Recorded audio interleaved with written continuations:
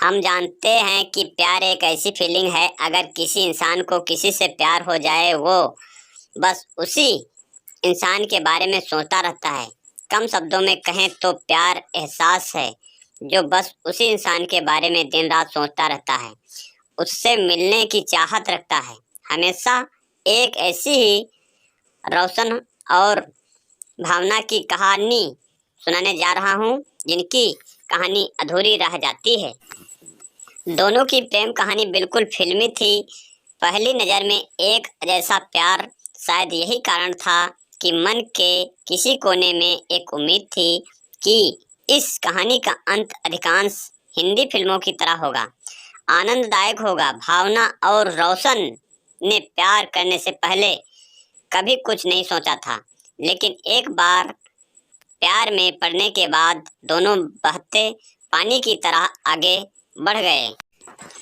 जल्द ही शादी करने के इरादे से रोशन ने एमबीए संस्थान में प्रवेश लिया, जो नौकरी पाने का वादा करता है।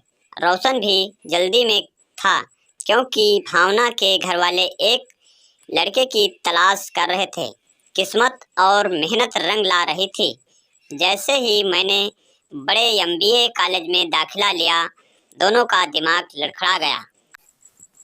दोनों को लग रहा था कि सब ठीक हो जाएगा, लेकिन हिंदी फिल्मों की तर्ज पर एक नाटकीय मोड़ आना तय था।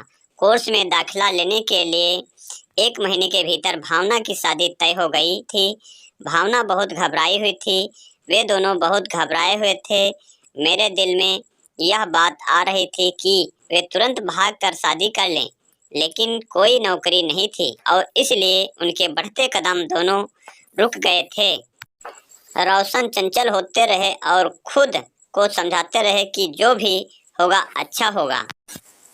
दोनों में इस बात की भी चर्चा थी कि वे अपने घरों में शादी के बारे में बात करें, लेकिन हर बार जात, उम्र, स्थिति, बेरोजगारी जैसे कारणों के कारण प्रयास किए जाते थे। समय बहुत तेजी से हाथ से निकल रहा था।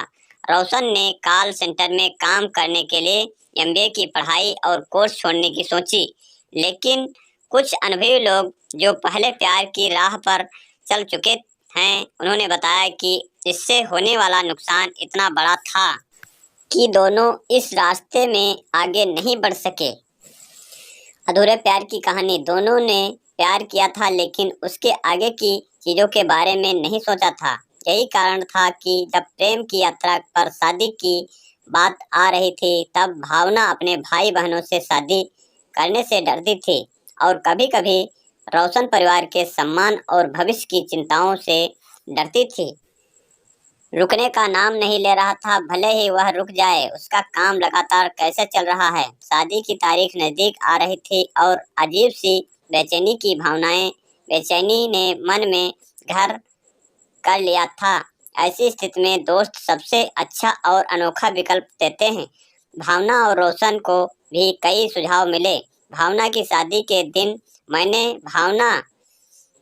भगवान से हर बड़े और छोटे मंदिर में नंगे पैर जाने और 101 रुपए का प्रसाद बनाने का वादा किया था, लेकिन महंगाई के इस युग में 101 रुपए के साथ क्या होता है, शायद भावना को भी यह मंजूर नहीं था। निराश होकर रोशन नास्तिकता और वास्तविकता की ओर बढ़ा। शादी की तारीख से लेकर शादी के दिन तक लड़के का फोन नंबर और फेसबुक से पता भी कुछ जुगाड़ करने की कोशिश थी। रोशन ने अपनी शादी का पूरा दिन मंदिर में बिताया। कुछ उम्मीदें अभी भी बची हुई थी, हालांकि सूरज ढलने के साथ ही वे तेजी से घट रही थी। आर्यन ने अपने जीवन में बहुत सी हिंदी फिल्में की थी, इसलिए शाम के अंत में मैरिज हॉल पहुंचे। दुल्हन किसी तरह तैयार कमरे में पहुंची और उससे कहा कि मैं मंच पर आऊंगी, तुम मुझे लियो। मुझे थोड़ा पीटा जाएगा, लेकिन सब ठीक हो जाएगा, शादी रद्द हो जाएगी। यह कहते हुए रोशन ने कमरे को तीर की तरह बाहर निकाल दिया। रोशन का उत्साह फिर से जाग गया था। अब यह रोशन का ब्रह्मास्त्र था। वह जयमाल जैसे ही मंच पर पहुंचता है, उनके दिमाग में ब्रह्मास्त्र चलने के बाद पिटने का डर था, लेकिन सफलता की उम्मीद के साथ भी। जब वह मंच पर उसके करीब आई तो उम्मीद थी कि वह गले लगेगी।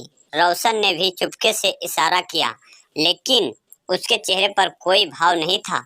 लेकिन कुछ मिनट रुकने के बाद फोटोग्राफर ने रोशन से कहा, भाई अब उतर जाओ। एक ही झटके में रोशन अपनी सपनों की फिल्मी दुनिया से असलियत में आ गए थे। भावना किसी और की जिंदगी बन गई थी। लौटने के बाद दिनेश रियल लाइफ से बाहर निकलकर पत्थर की आंख से देख रहा था और अपने जीवन की फिल्म को फिर से देख रहा था। रोशन का समर्थन करने के लिए भावना ही नहीं, उसके नमकीन गंदे आंसू और यादें उसके साथ थी। आशा करता हूँ मेरी यह स्टोरी अच्छी लगी होगी आप लोगों को।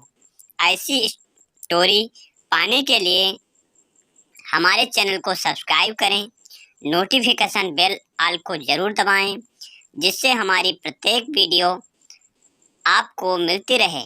धन्यवाद।